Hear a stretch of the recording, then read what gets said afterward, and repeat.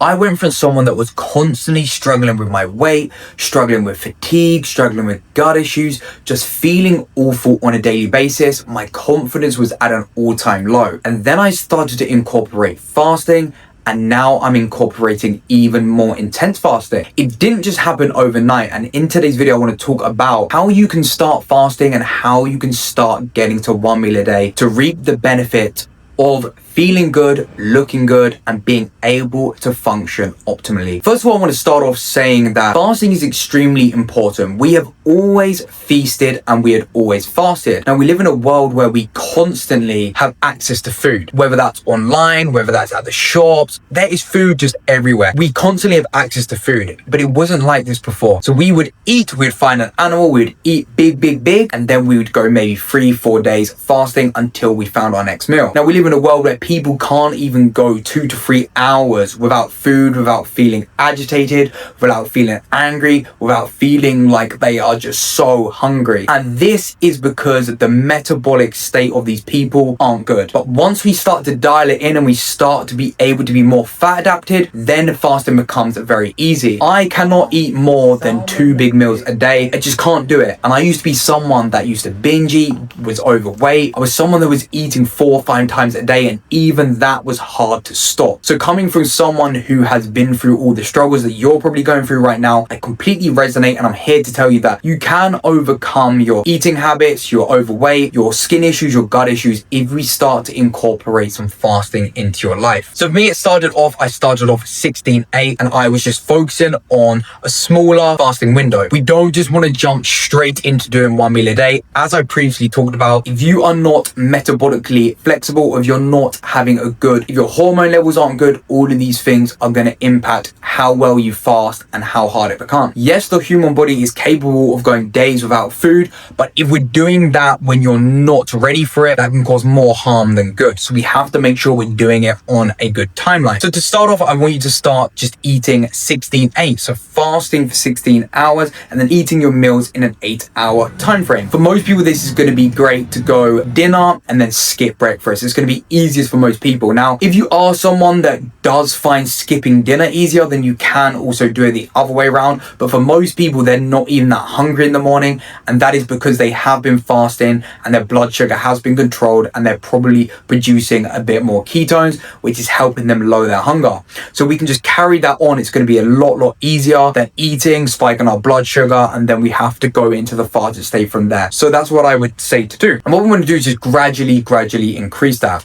Some of the things you can do to help get better at fasting is going to be black coffee is going to help massively. We know that black coffee or caffeine is an appetite suppressant. So what you want to be doing is waking up in the morning, hydrating properly with electrolytes, and then having your coffee after that. Where people go wrong with fasting is they feel hungry, they feel agitated, and that is because they are dehydrated. You have to be sufficiently hydrating during your fasting period so that your cravings are low, your hunger's low, and then you're able to fast easier. I used to struggle so much with fasting, and it literally came down to the fact that I wasn't taking electrolytes in the morning. Once I started to take electrolytes, instantly my cravings went, my hunger went, and I was able to push the fast further and further. So if you're someone that's struggling with fasting, even if it's on the small fast, then make sure you get yourself a good electrolyte, or you create a natural one at home, which you could use coconut water with some pink Himalayan sea salt, which will give you a good electrolyte drink. But we don't just want to be drinking water all day, because it will deplete your minerals,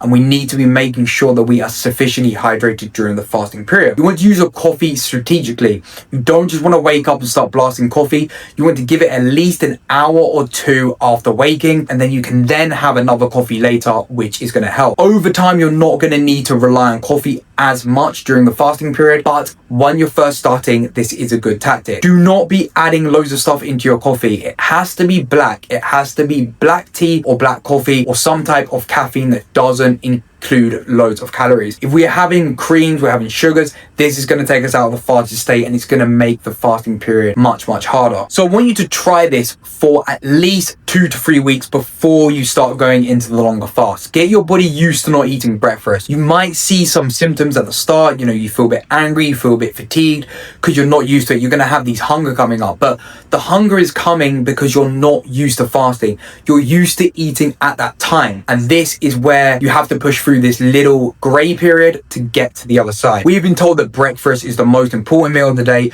You need to have breakfast, but this was something that was made up by Edward Bernays to sell more breakfast product. Breakfast has never been the most important meal of the day. Breakfast is not the most important meal of the day. It doesn't really matter when you're eating, but we do need to stop eating so much. That's the whole purpose of fasting. We live in a world now where we have access to food, so we have to create this lack of abundance to get the result we want. And that's going to be turning on all these genes, autophagy, gut healing, energy increases, focus, clarity, the list goes on and on. But if we are constantly eating, we're constantly full, we're going to feel sluggish, we're going to feel tired, we're going to have afternoon slumps, and then we're not going to be getting the result we want. And then after 2 to 3 weeks, we can start to go to the 18 to the 20 hour mark. And that is where you're going to start to really feel the difference. You're going to really start to see the decrease in fat, and you're going to feel much better. We want to do this in slow increments. We don't just want to be going straight into it. So if we start to increase every couple weeks to see how far we can push it, then that would be great. But once you get to the 18 to the 20 hour mark, what I want you to do is incorporate at least one a week where you are pushing to that 24-hour mark. You don't want to be doing it every day, but you want to be pushing at least one day to that 24-hour mark so you start to get used to it. Then you can go another 2 weeks doing this protocol, and then after 2 weeks, start to add a couple of 24-hour fasts into your weekly schedule. Now, for most people, they might get to this point and they think that doing 2 a week is where they want to be at. That's absolutely fine. But if you're finding you're not hungry, you're finding that you can only do 1 meal a day, then you can make this a daily ritual. But if you're finding it too difficult, and you're still going to see amazing benefits on those days,